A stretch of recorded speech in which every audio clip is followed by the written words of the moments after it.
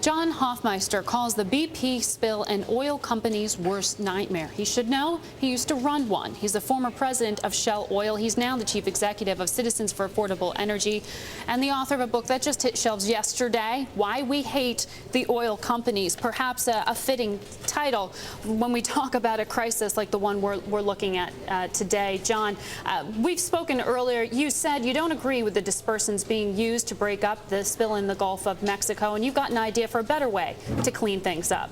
The idea came from an engineer who used to work in the Arabian Gulf 20 years ago when the Arabian Gulf experienced a horrific spill much, much larger than what we have in the Gulf of Mexico.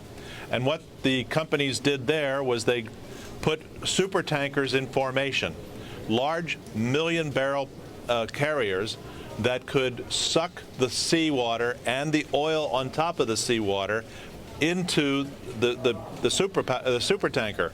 They could then carry the load onshore into port, offload it, separate the oil in the water, and go out and collect more.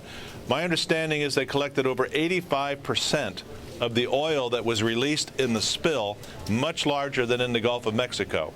So rather than disperse the oil, which is having all kinds of knock-on effects, and let that oil drift wherever it goes in the ocean, I think the idea of collecting it makes sense to me, and we're trying to get others to see it that way as well.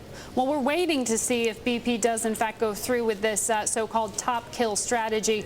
You say this has about a 50-50 chance of success.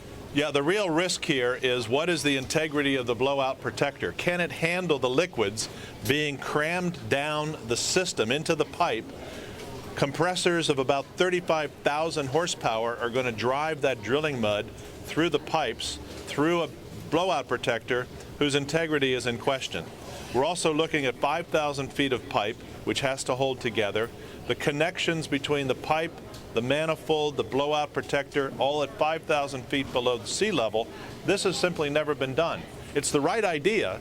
It's the right next choice of alternative to stop the flow. It's very complex. It's a very high-risk undertaking, but I am optimistic that they will be successful, but realistic to say it's high risk. John, let's talk about the price of crude right now. We're looking at $70-79 a barrel in today's trade. But you've got an interesting theory here as to why we once hit $147 a barrel just a few years ago. And you say it wasn't the speculators.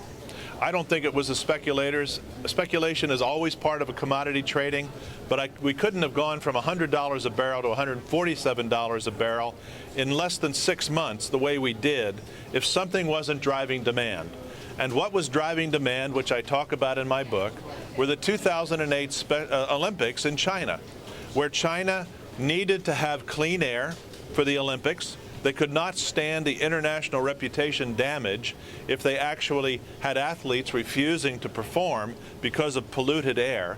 And so China had a contingency plan of using diesel generators to keep electricity flowing to key institutions, key buildings, in the event they had to shut down coal plants, dirty coal plants, and they actually were cornering the global market on diesel for an extended period. At the same time, the airline industry was booming and was demanding aviation fuel.